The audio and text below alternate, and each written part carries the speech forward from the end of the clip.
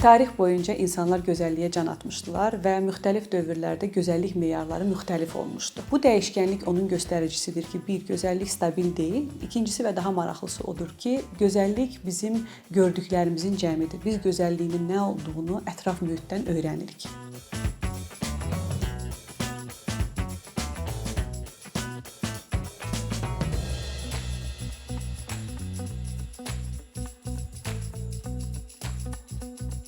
Bugünkü gün ətraf mühit dedikdə bunun böyük bir hissəsi sosial mediadır və necə ki digər trendlər formalaşır və daima dəyişir, eləcə də gözəllik anlayışımız həmin o trendlərin bir parçası olur. O zaman sual yaranır ki, trendlər necə formalaşır? Əslində çox bəsit bir mexanizmdir. Eyni məsələn görüntünü, eyni zahiri görünüşü, üzü, misal üçün çox invaziv metodlarla dəyişdirilmiş bir üz görüntüsü düşünün, bir sima düşünün. Eyni görüntünü biz dəfələrlə təkrar görməyə başlayırıq. İlk reaksiyamız kəskin ola bilər, biz bunu bəyənməyə bilərik, hətta qınaya bilərik. Lakin insan beyni elə qurulub ki, biz eyni məlumatı təkrar məruz qaldıqda müəyyən bir nöqtədən sonra həmin o məlumat bizim üçün adiləşir. Adiləşən hər bir şey normallaşır və elə əsas o qırılma nöqtəsi də burada baş verir. Yəni biz qınasaq belə, bəyənməsək belə, həmin o normallaşan məqam bizim üçün o keçid dönəmidir. Çünki biz onu şuuraltı qəbul etmiş oluruq. Gözəllik standartları üçün də həmin bu mexanizm keçərlidir. Bunu nümayiş etdirəcək bir misal verim. Misal üçün bayağı bir musiqi parçası düşünün. İlk eşitdiyinizdə qınayırıq, hətta lağ edirik belə. Amma bir müddət sonra, davamlı onu eşitdikdən sonra küçədə və yaxud radioda onu eşidəndə istər-istəməz zümzümə etdiyimizi hiss edirik. O bizə hətta xoş belə gələ bilir. Burada nə baş verir? Əslində bu onun göstəricisidir ki, bizim beynimiz keyfiyyətə yox, daha çox bizə tanış gələn, bizə doğma gələn məlumatlara müsbət reaksiya verir.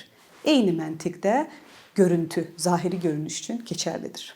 O zaman belə bir sual ortaya çıxır ki, niyə məhz müdaxilələr olunmuş simalar, gözəllik standartları önə çəkilir?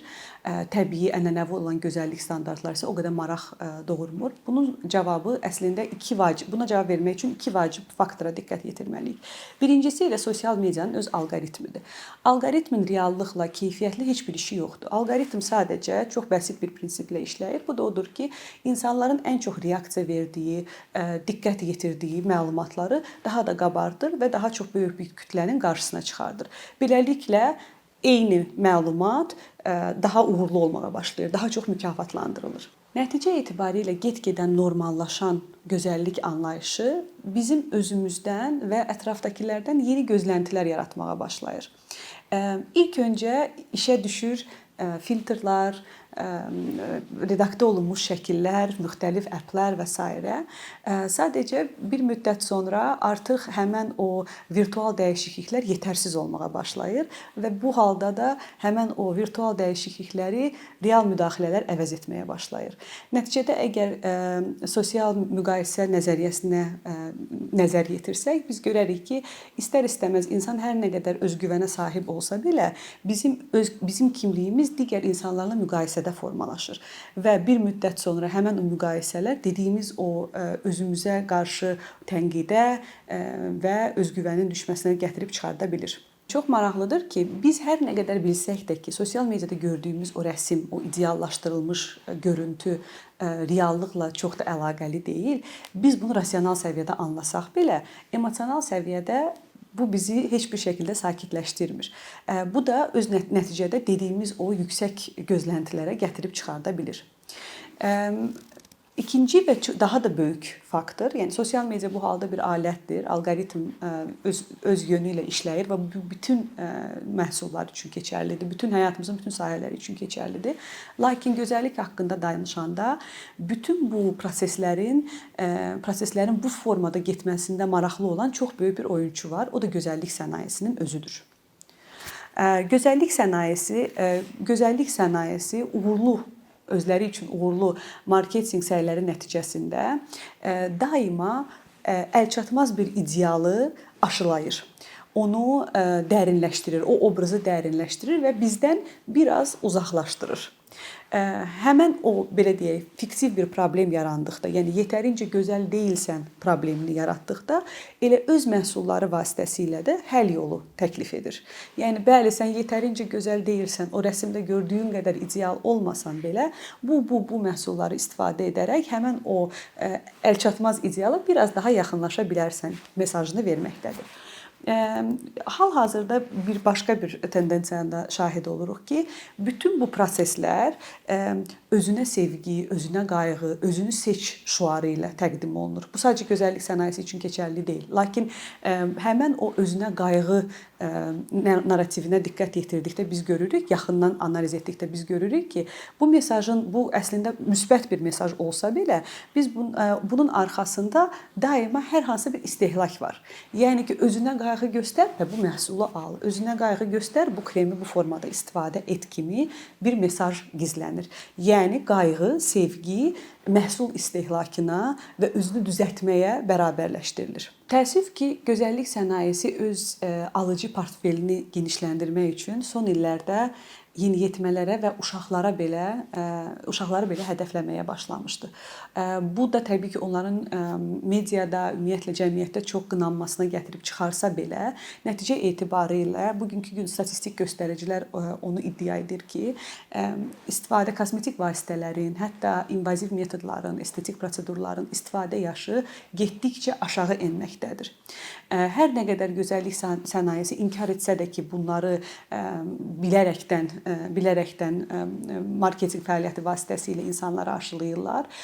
Biz görürük ki, sırf sosial mediada mikroinfluencerlərin vasitəsilə, həmən yeniyetmə istifadəçilərin vasitəsilə bu tendensiya genişlənərək gedir.